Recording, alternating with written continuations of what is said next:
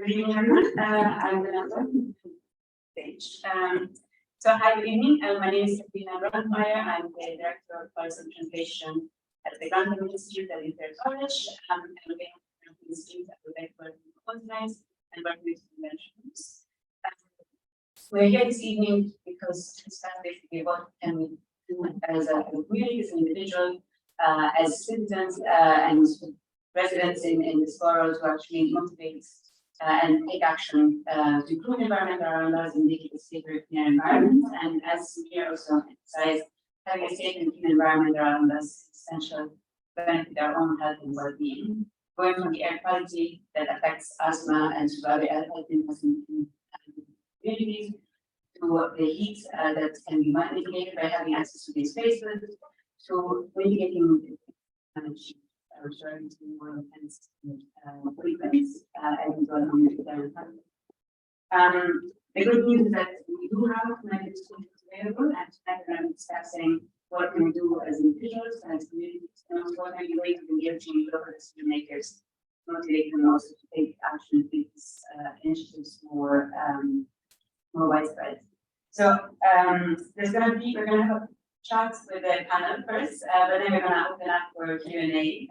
So if you have any questions, make sure to raise your hands towards the end of the event. So I'm going to introduce the panel briefly. So we have Kate Williams. She's an engagement officer for the National Communication and Local Engagement Charity Hope for the Future. Hope for the Future supports people to lobby the local conditions on environmental and climate issues and have experience campaigning West London on urban. Next to her, we have Mark Thomlinson. He is the climate engagement lead at Hammersmith Fulham Council and leads on engagement and behaviour change. And then we have Henrietta Dale, who's a solar development manager at Rotary London, who's responsible for finding and pushing forward solar projects on behalf of Rotary families of community energy cooperative across London. And Henrietta is also a volunteer director of North Kensington Community Energy. And she co-supports very empowering that has 4 installations in the Royal Borough of Kensington and Chelsea. So we're going to kick off first discussing air pollution, so building on the presentation by Mira. So I guess I'm going to start with Mark, and I want to ask you, so what are some of the initiatives that are ongoing in the borough, and what you see the role of the council in taking action on activities, what maybe these individuals require? It's great to be discussing on such an important topic as we just saw the presentation, how it impacts our health from all ages, from cradle to grave. And it's one of the council's priorities is tackling the air quality problem. So one of the schemes that is starting to roll out across the borough are the clean air neighbourhoods. Now that's primarily looked at as a sort of a traffic scheme, but it covers a lot of different things. And it starts off in South Fulham, and the idea is that we think about the amount of time we spend in our cars, the amount of time that we're driving just short trips. For example, about a third of the trips in London done by car are less than 2 kilometres. So for most people, that's a distance you can easily walk or cycle. But actually in the borough itself as well, about 80 to 90% of the trips that we see on just our side streets, our residential roads, those aren't even people visiting the borough, visiting friends or businesses, they're just using it as a shortcut. So what the council is doing is trying to put cameras in that will stop those sort of through traffic. And that's one way that we can tackle the air pollution is by dealing with one of the main sources, which is car fumes. That's one of the things. And are there ways also for individuals who feel like to take action in their own day-to-day? I would say from a local authority perspective, one of the things that really helps us is to hear from people that they want to see more action. So I know it sounds boring, but if you write to your councillors, they are very sensitive to all of the letters and complaints they receive. And they often will get complaints from the other side saying, why are you trying to restrict this or that? What they hear less of, but which I think is more important, is what are you doing to help improve the air quality? That's something I really know. Great. And Kate, if I can bring you in, what is from your perspective sort of opportunities for individuals to get involved in partly take more in sort of their own day-to-day, but also eventually to engaging local decision makers. Thank you. So, as I work for a democratic engagement charity, largely speaking, we really encourage people to push for their local politicians to take action. And this isn't just out of meanness or bitterness, it's because individual action is great and there are certain things that can be done. For example, if you own a car, which it's important to highlight that not everybody does, and research shows that people most impacted by air pollution are those living in economically disadvantaged areas, and those people are less likely to actually have vehicles. So it is very much a contentious issue and a moral issue as well. But of course, if you have the means to make greener, more sustainable decisions, then I implore people to do so. Obviously, I mean, you mentioned some of them. If you can cycle or walk, do so.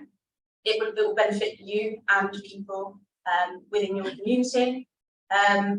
Public transport, of course, if you can take public transport, then you should. But again, without the proper kind of measures put in place to make public transport more like the easier option, then people aren't going to do that. So we really do need council and MP, well, national incentives for people to make those choices. In terms of some of the things that can be done and measures to be put in place, there's a coalition called the Healthy Streets Coalition. Where are they?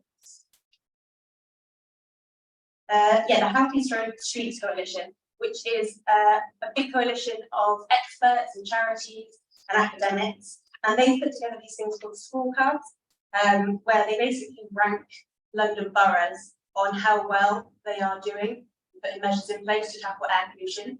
And Hammersmith and Fulham scores fairly well in terms of all of the boroughs in London, but scores relatively poorly compared to the inner city London boroughs. So considering that Hammersmith and Fulham has the 8th highest percentage of deaths linked to air pollution, it's obviously, as you said, it really is a priority to tackle this issue. And some of the, I won't go much longer, but some of the recommendations that are being adopted London-wide are low traffic neighbourhoods, which what's that initiative called?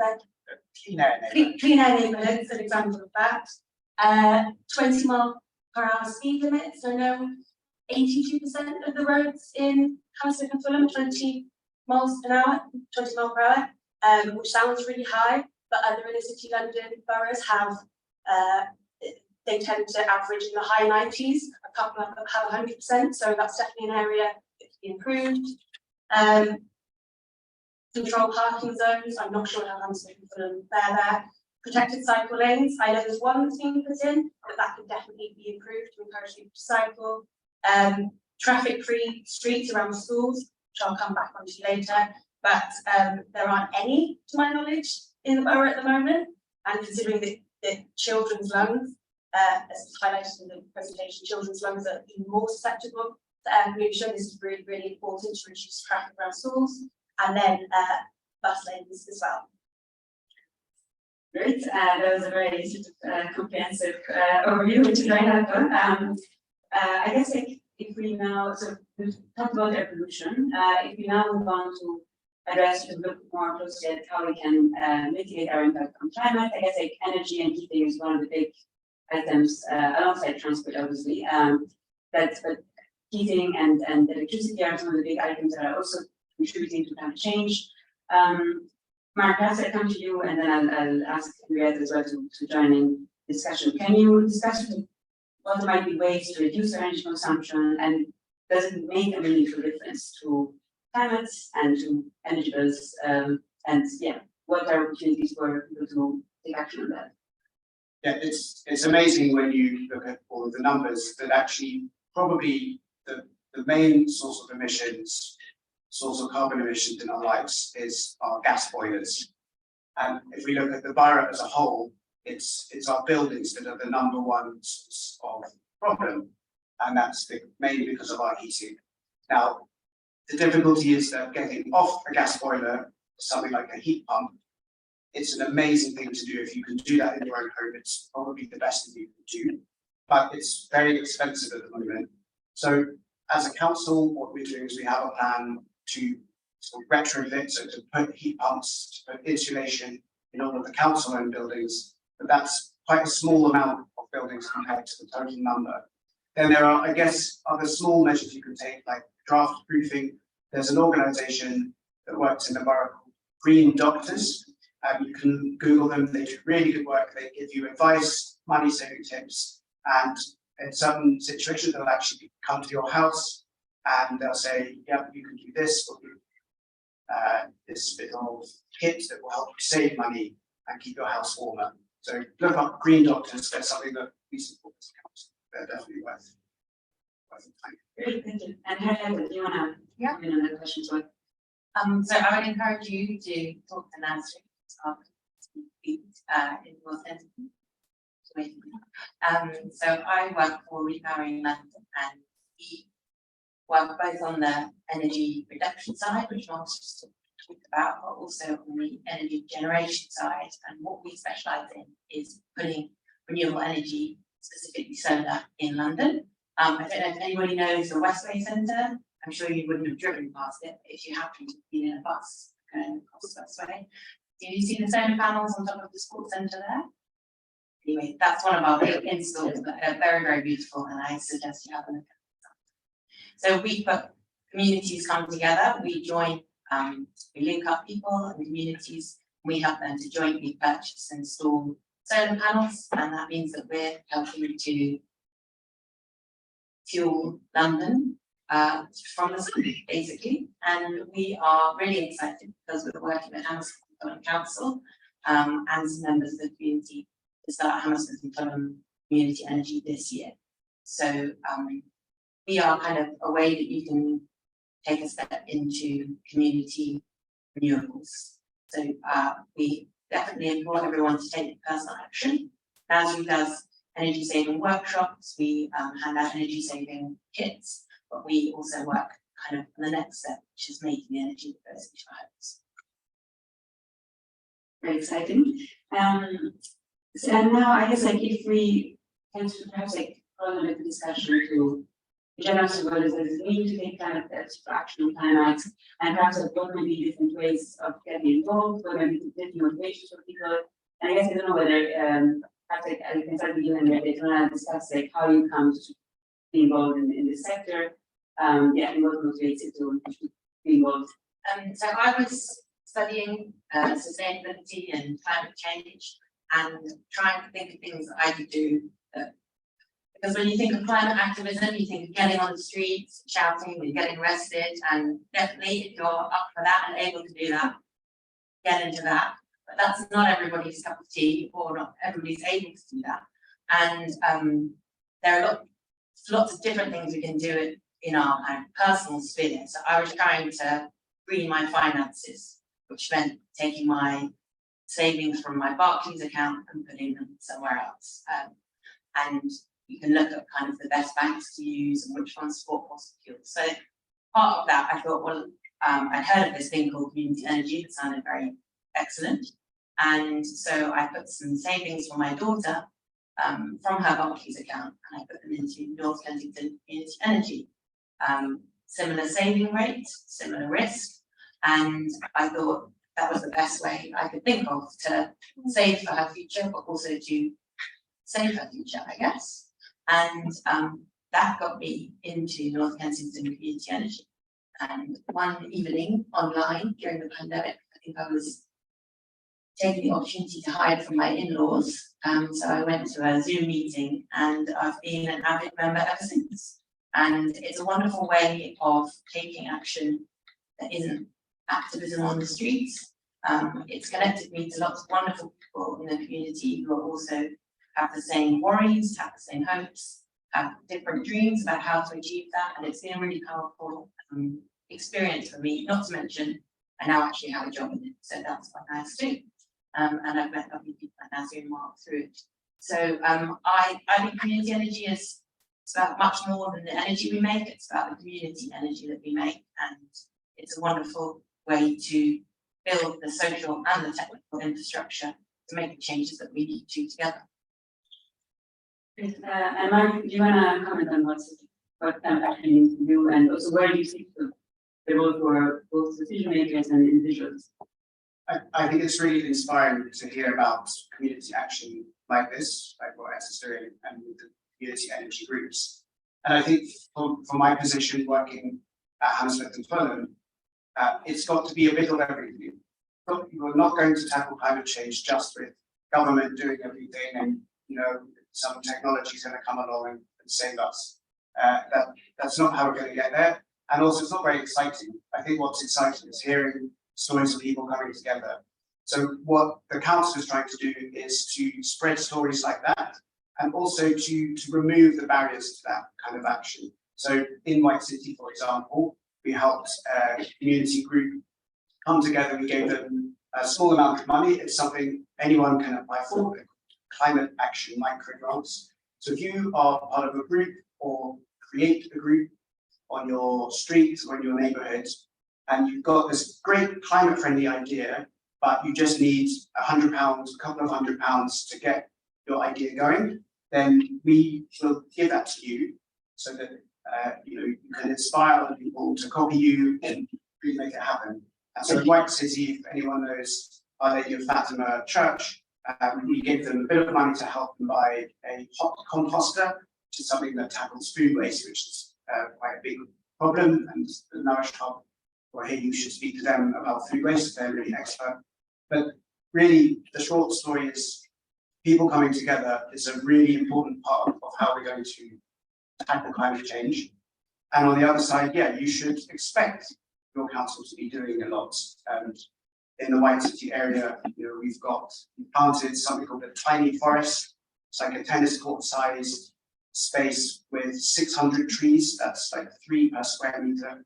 It's bringing nature back into a very urban area. People get exposed to nature.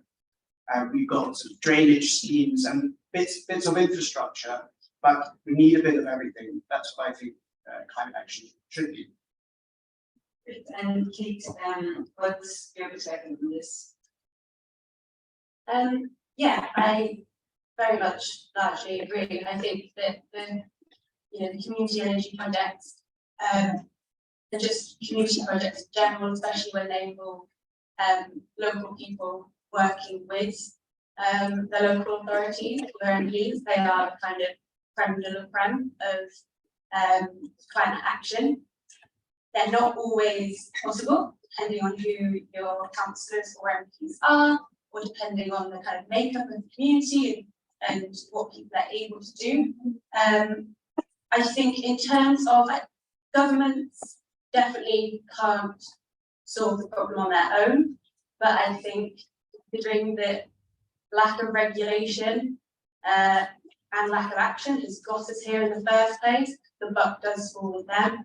And there are certainly some areas in the UK where climate action by communities are actually being blocked, physically being blocked by their politicians. So I think that campaigning and lobbying and people getting together and having their voices heard and really pushing for change, at the end of the day, our local politicians are there to serve us.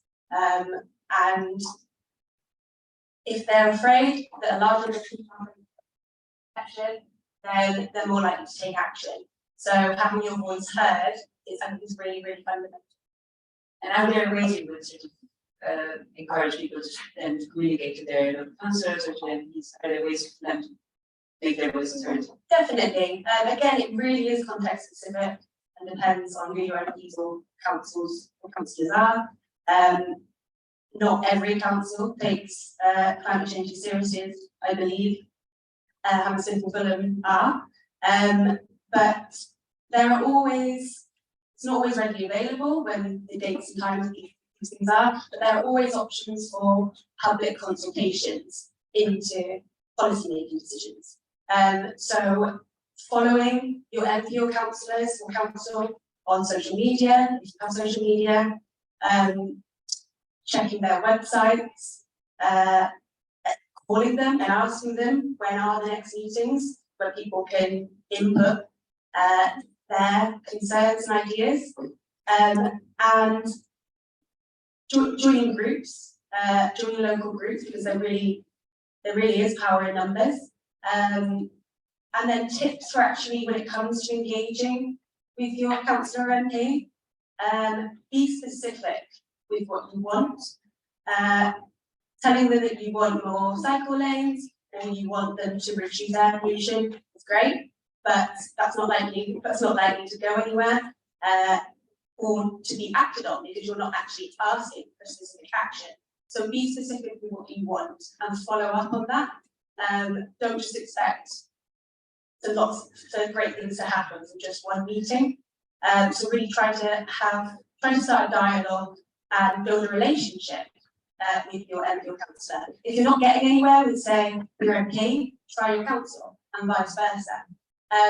Always try to avoid being aggressive or confrontational, even if you think they deserve it, because they're less likely to act, and communication is more likely to break down if you enter into discussions like that. And then there are organisations like Hope for the Future that are there to help you and support you and guide you in what can be a really scary thing of approaching your councillor or MP. Great, thank you. And I guess